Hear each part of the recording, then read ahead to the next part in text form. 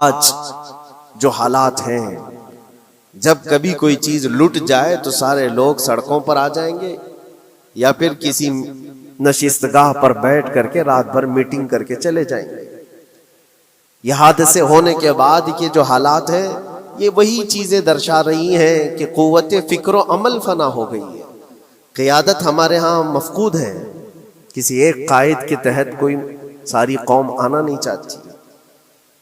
آپ کیا سمجھتے ہیں کہ جو ہمارے ساتھ حالات پیش آ رہے ہیں، کبھی مسجدوں کو لے کر، کبھی خانقاہوں کو لے کر، کبھی بزرگوں کے نام کو لے کر، اب ہمارے وقف کی جائیداد کو لے کر، یہ سارے جو معاملات ہیں یہ اچانک آنے والی چیزیں نہیں ہیں۔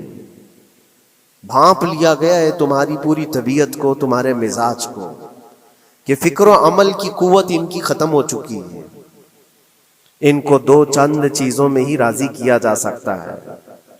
دنیا یہ سمجھ رہی ہے، جس کی وجہ سے کھلواڑ پر کھلواڑ ہوتے چلے جا رہے ہیں، اور ان کو یہ بھی پتہ ہے کہ یہ کچھ نہ کر سکیں گے۔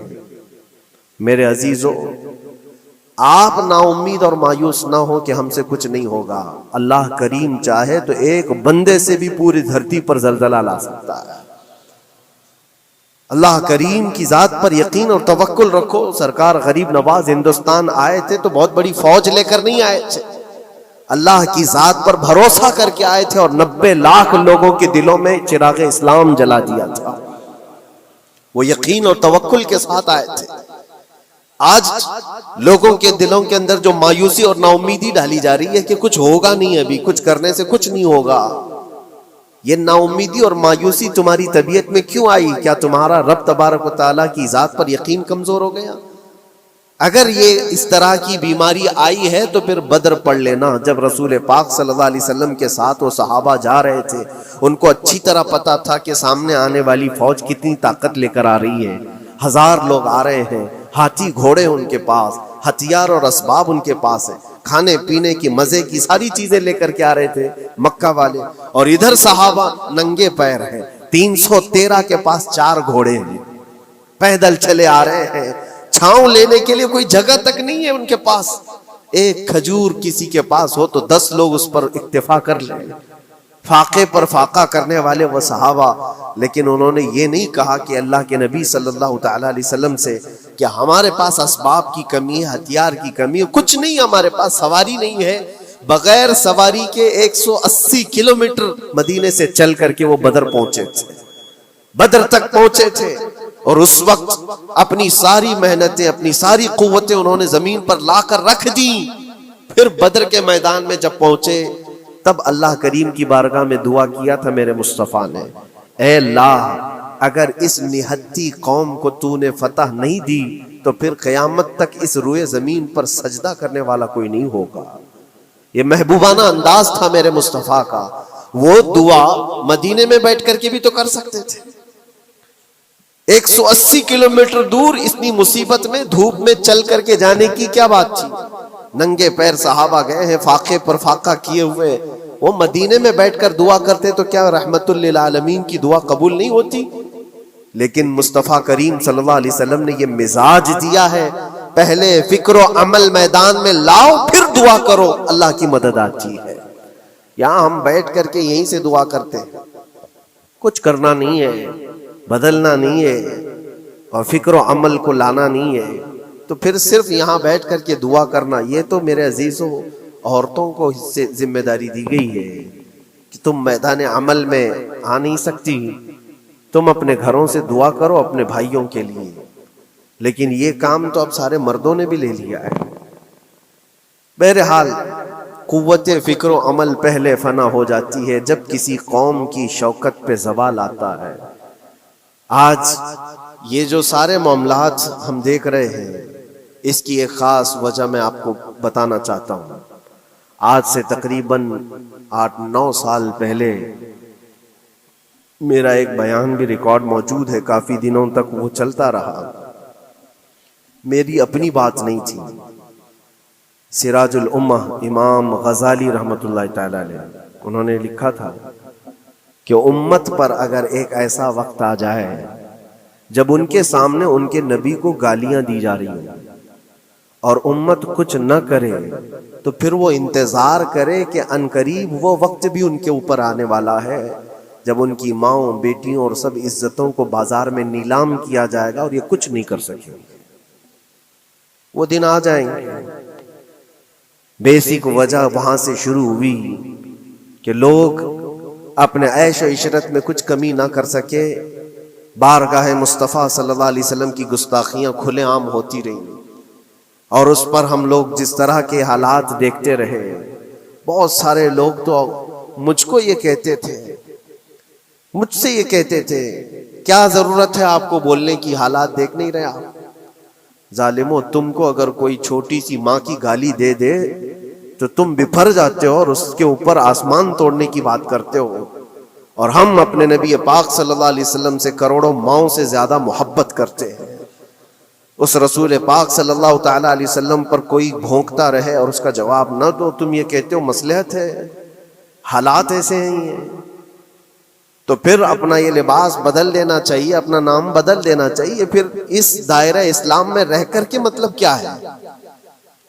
اسی لیے اقبال نے 100 سال پہلے ایک مزاج دیا تھا. ایمان ہے کیا چیز؟ اسلام ہے کیا چیز؟ تم کیا سمجھتے ہو داڑھی ٹوپی اور جبے کبے کا نام اسلام ہے؟ اسلام کیا ہے؟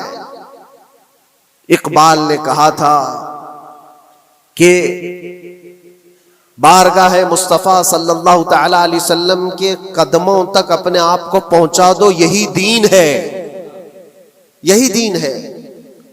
گر بہو نہ رسیدی تمام ابو لہبیست، اور اگر تم وہاں تک نہیں پہنچ سکے تو زندگی ابو لہب کی طرح. دین یہ ہے آبرو ماں زنام مصطفیٰ است. ہم سب کی عزت و آبرو حضور کے نام سے جڑی ہوئی ہے، ان کے نام سے جڑی ہوئی ہے ہماری عزت و آبرو. اور تم اس نام کی حفاظت نہیں کر سکو گے تو آگے یہ سب چیزیں آنے والی ہیں جو آ رہی ہیں. آج لوگ آج واویلا مچا رہے ہیں. یہ بات یاد رکھنا، شیطان کبھی فجر کی نماز کے لیے اٹھا نہیں سکتا، اور اگر اٹھا رہا ہے تو پھر اس کا کوئی مقصد ہے. شیطان اور نماز، آج سکتہ ان کے پاس ہے، طاقت ان کے پاس ہے، حکومت ان کے پاس ہے، ڈپارٹمنٹ ان کے پاس ہے، سب کچھ، جوڈیشری، ہر چیز ان کے پاس ہو. وہ کیا کر رہے ہیں اس سے مجھے مطلب نہیں. میں آپ سے یہ پوچھنا چاہتا ہوں، مجھے رہزنوں سے غرض نہیں، تیری رہبری کا سوال ہے. تم خیر امت ہو، رسول پاک کی امت میں ہو. تمہاری بھومکا جس کو کہا جاتا ہے، تمہاری یہاں پر زندگی کے معاملات یہ بہت زیادہ اہمیت کے حامل ہیں. تم کیسے بن سکتے ہو آج؟ اسی لیے قرآن پاک کی آیت میں نے شروع میں تلاوت کی. رب ذوالجلال فرماتا ہے ان اللہ لا یغیر ما بقوم حتی یغیروا ما بانفسہم. بے شک اللہ تعالیٰ اس وقت تک کسی قوم کی حالت نہیں بدلتا جب تک وہ قوم خود اپنی حالت بدلنے کی کوشش نہیں کرتی. جب تک اپنی حالت بدلنا نہیں چاہتے اس وقت تک اللہ تبارک و تعالیٰ نہیں بدلے گا. وَإِذَا أَرَادَ اللَّهُ بِقَوْمٍ سُوءًا فَلَا مَرَدَّ لَهُ. اور اللہ تعالیٰ کا یہ جلال بھرا ارشاد تو سنو. یہ 13ویں پارے کی سورہ رعد کی آیت ہے. اللہ کریم فرماتا ہے اور جب اللہ کسی قوم کے ساتھ سختی کا معاملہ کرنا چاہے، پکڑ کرنا چاہے، تو پھر کوئی طاقت اس کو ٹال نہیں سکے گی. رب تبارک و تعالیٰ جب کسی قوم پر عذاب لانا چاہے تو کوئی اس کو ٹال نہیں سکے. تو بدلو. اسی لیے اکثر یہ کہا جاتا، میں تو اپنی تقریروں میں جو چند مجھے چیزیں یاد رہتی ہیں وہ عرض کیے دیتا ہوں. باقی مجھے شعر و شاعری زیادہ یاد نہیں رہتی، لیکن جو دل پہ لگتی ہیں باتیں وہ ذہن میں محفوظ ہو جاتی ہیں. کسی شاعر نے کہا تھا جگہ جگہ کے تھک چکے ہیں تمہیں یہ ہنگامے، نشاط لذت خواب گراں بدل ڈالو. کیا مطلب ہے؟ روز ایک ایک ہنگامہ ہوتا ہے، تم کو جگا رہا ہے. اٹھ جا اے مسلمان، اٹھ جا. نشاط لذت خواب گراں بدل ڈالو. لمبی نیند سونے کی جو عادت پڑی ہوئی ہے اس مزے کو بدل ڈالو. غلط روی سے منازل کا بعد بڑھتا ہے، مسافروں رویش کارواں بدل ڈالو. شاعر نے کہا ہے ادھر ادھر کی لے میں چلتے رہو گے تو منزل لمبی ہو جائے گی. جس راستے پر تمہیں چلنا ہے، اگر بار بار ادھر ادھر مڑتے رہو گے، غلط روی اس کو کہتے ہیں، غلط چلنے سے منازل کا بعد بڑھتا ہے، منزل لمبی ہو جاتی ہے، جہاں پہنچنا تھا وہاں پہنچ ہی نہیں پاؤ گے۔ اسی لیے شاعر کہتا ہے مسافروں روش کارواں بدل ڈالو، قافلے کے چلنے کا جو طریقہ ہے اس کو بدل لو تم۔ یہ پوری کی پوری بات ہم پر فٹ ہوتی ہے، چلنے کا انداز بدل ڈالو اے نوجوان۔ جہاں کسی کے گھر میں آگ لگی ہو، دھواں اٹھ رہا ہو، اور اگر کوئی نوجوان اندر بیٹھ کر کے یہ کہتا ہو کہ یہ ساون کا موسم ہے یا پھر یہ ابر رحمت ہے، تو اس کی سوچ پر ہم کیا کہیں؟ جہاں آج پوری قوم قسم پرسی کے عالم میں ہو، امت محمدیہ کے یہ حالات آج دیکھ رہے ہیں، روزانہ دیکھ رہے ہیں۔ تم شیئر تو کرتے ہو، ہر جگہ شیئر کرتے ہو، اور سارے ریلز پر تم جو دیکھتے ہو وہ ہنگامے روز، صرف ہندوستان کے نہیں پوری دنیا بھر کے فلسطین کے مظلوم بچوں کی لاشیں دیکھتے ہو اور شیئر کر کے آگے بڑھ جاتے ہو۔ ان کی چیخیں، ان کے ڈاک کے ملبے، ان کا ڈھیر، ان کے تباہ و برباد گھر، ایک ایک قبر میں 80 لوگوں کی لاشیں، یہ سب کیا تم نہیں دیکھتے؟ شیئر کر کے آگے بڑھ جاتے ہو۔ یہی تو ہنگامے ہیں جو تمہیں دھگا رہے ہیں، جگہ جگہ کے تھک چکے ہیں تمہیں یہ ہنگامے خود ہی تھک گئے، یہ اٹھتا نہیں ہے۔ ایک دور وہ تھا 100 سال پہلے کا، جب یہاں پر موجود انگریز اس قوم کو دیکھ کر یہ کہنے پر مجبور ہو گیا تھا، یہ فاقہ کش موت سے ڈرتا نہیں، ذرا بھوکیوں پر بھوکا رہتا ہے لیکن موت سے ڈرتا نہیں۔ روح محمدی اس کے بدن سے نکال دو، روح محمدی ان کے بدن میں تھی، انگریز تھر تھراتے تھے۔ اس قوم کا کوئی جواب ہی نہیں ہے۔ سب سے زیادہ اگر کسی چیز سے ڈرایا جا سکتا ہے تو موت سے، اور یہ قوم ایسی ہے کفن تو اپنے کندھے پر لے کر گھومتی ہے، جہاں موت آ جائے سو جائے۔ یہ فاقہ کش موت سے ڈرتا نہیں ذرا، روح محمدی اس کے بدن سے نکال دو۔ یہ کس کی بات تھی؟ یہ انگریزوں کی بات تھی۔ اور آج حالات بدل گئے، سارا کا سارا زمانہ تم پر آج بھوکے بھیڑیا کی طرح جھپٹ پڑا ہوا ہے۔ اور ان حالات میں آپ سے سوال کرتا ہوں، ایک طرف تیز آندھیاں چل رہی ہیں، ایک طرف گھر کے اندر آگ لگی ہوئی، ایک طرف بھوک اور پیاس کی شدت ستا رہی ہے، ایک طرف تمہارے بھائی بہنوں کی بیماریاں ستا رہی ہیں۔ جب اتنے سارے معاملات ہو تو اے نوجوانوں بتاؤ تم کیا کرو گے اس وقت؟ رات بھر بیٹھ کر گیم کھیلو گے؟ کیا یہ گیم کھیلنے کا وقت ہے؟ اس نوجوان پر کیا یہ افسوس نہیں ہوتا کہ اس کے پوری امت کے حالات ایسے ہیں کہ بچوں کی چیخیں نکل رہی ہیں اور اس کو پب جی سے فرصت نہیں ہے، ریل بنانے سے فرصت نہیں ہے، یہ مجرے کرتا ہوا گھوم رہا ہے۔ مسجدیں ویران کیوں ہیں؟ خالی کیوں ہیں؟ تم نے مسجدوں کو ویران رکھا تو مسجدیں تباہ ہونے شروع ہو گئیں، دوسروں کی نظر ہونے لگ گئیں، اور اس پر لوگوں کی غلط نظریں پڑنے لگ گئیں۔ آ جاؤ اے مسلمانوں، میرے مصطفیٰ کریم صلی اللہ تعالی علیہ وسلم کی ہدایات پر ایک بات چیلنج کے ساتھ کہتا ہوں، تمہارا نام اگر نبی پاک صلی اللہ علیہ وسلم کے نام سے جڑا ہے تو یہ چیلنج کے ساتھ میں کہتا ہوں، اس رہتی دنیا میں تمہیں پوری طاقتیں مل کر وہ عزت نہیں دے سکتی جو میرے مصطفیٰ کے قدموں کی وابستگی دے گی۔ کوئی تمہیں عزت نہیں دے سکتا، تمہیں وہیں آنا پڑے گا، اسی پوائنٹ پر آنا پڑے گا جہاں پہنچ کر کے خالد بن ولید نے عزت پائی تھی۔ اسی نقطے پر آ کر جمع ہو جاؤ جہاں عمر پہنچے تھے تو فاروق اعظم بن گئے تھے، اسی نقطے پر آ جاؤ جہاں علی پہنچے تھے تو حیدر کرار بنے تھے۔ ہر ایک کو عزت اسی بارگاہ سے ملی ہے، اور جو کچھ بھی معاملات ہو رہے ہیں اس کی ایک وجہ یہی ہے، ناموس رسالت پر تم نے ہلکے پن کا اظہار کیا تو پھر ہمارے سارے مسئلے داؤ پہ لگ جائیں گے، سارے مسئلے۔ یہ تو وقف ہے، ابھی دیکھو آگے کل تمہاری اذانیں نشانے پر ہیں، تمہاری جماعت کی نمازیں نشانے پر ہیں، تمہاری مسجدیں بھی نشانے پر ہیں کہ تم اپنے گھروں پر بھی جمعہ پڑھ سکتے ہو، چھتوں پر بھی نمازیں پڑھ سکتے ہو۔ یہ سب معاملات آئیں گے، برقع، حجاب، ٹوپی، داڑھی ویسے ہی چل چکے ہیں مسئلے، ہر چیز نشانے پر ہے۔ ارے تمہارے کھانے بھی نشانے پر ہیں، تم کیا کھاؤ گے، کیا بچاؤ گے، یہ بھی نشانے پر ہے۔ یہ سارے مسائل صرف اسی بنیاد پر ہے. قوت فکر و عمل پہلے فنا ہوتی ہے جب کسی قوم کی شوکت پہ زوال آتا ہے. اور یہ ایک بات یہ بھی میں بتا دوں، اقبال نے سچ کہا تھا، ان کے جو ہم غلام تھے خلق کے پیشوا رہے، ان سے پھرے جہاں پھرا پھر آئی کمی وقار. جو کچھ بھی ہوا ہے ہماری عزت و وقار میں کمی کا مسئلہ ان سے پھر جانے کی وجہ سے. نبی پاک سے تم دور ہوئے، یہ عزتوں اور وقاروں میں کمی ہے. عجیب سی بات نہیں ہے، یہ دوغلا پن نہیں ہے. میں ان نوجوانوں سے پوچھتا ہوں، نبی پاک صلی اللہ علیہ وسلم سے سچی محبت کا اظہار کرتے ہو، حضور سے اپنی جان سے زیادہ محبت کی بات کرتے ہو، لیکن جب ان کے اخلاق کی بات کی جائے تو تمہیں اخلاق ان کے پسند نہیں ہے. حضور پاک کا چہرہ نہیں پسند ہے، حضور پاک کے لباس تمہیں نہیں پسند ہے، تو پھر کون سی محبت کی بات کرتے ہو؟ اللہ کے رسول صلی اللہ تعالی علیہ وسلم سے تم بے انتہا محبت کی بات کرتے ہو. پھر وہ محبت کا تقاضا یہ ہے کہ تمہاری ظاہری زندگی میں بھی تو نظر آئے کچھ. محبت کا تقاضا یہ ہے. تم شرما جاتے ہو، دنیا کیا کہے گی مجھے، دنیا کیا کہے گی، دقیانوسی کہے گی، فنڈامنٹل کہے گی، پرانے زمانے کا کہے گی. میں چہرے پر داڑھی رکھ لوں تو لوگ مجھے پتہ نہیں کیا کیا کوسیں گے.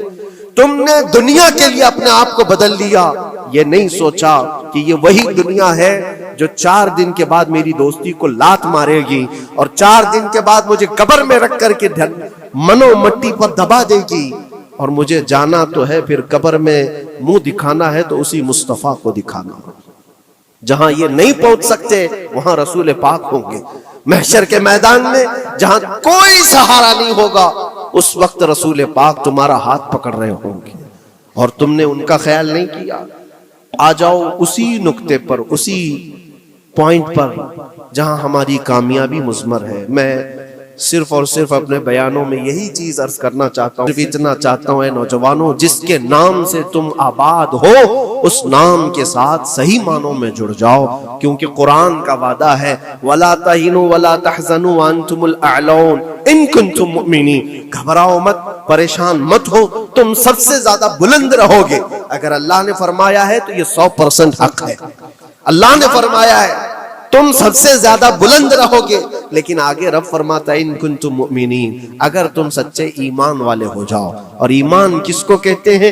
لا یؤمن احدکم حتی اکون احب الیہ من والدہ وولدہ والناس اجمعین. میرے آقا فرماتے ہیں ایمان اس وقت تک کمپلیٹ نہیں ہوگا جب تک تم اپنے ماں باپ اولاد اور ساری دنیا سے زیادہ مجھ سے محبت نہ کرو.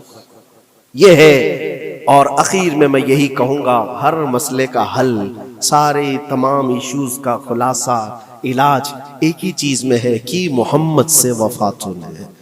تو ہم تیرے ہیں، یہ جہاں چیز ہے کیا، لوح و قلم تیرے ہیں. لوگ انتظار میں ہیں، بہت سارے لوگ یہ پوچھتے بھی ہیں ہمیں کیا کرنا چاہیے، ہمیں کیا کرنا چاہیے. ظلم پہ ظلم ہوتا جا رہا ہے. ظالم اپنے انجام پر ضرور پہنچیں گے، کیونکہ قرآن میں اللہ کا وعدہ ہے وَسَيَعْلَمُ الَّذِينَ ظَلَمُوا أَيَّ مُنْقَلَبٍ يَنْقَلِبُونَ.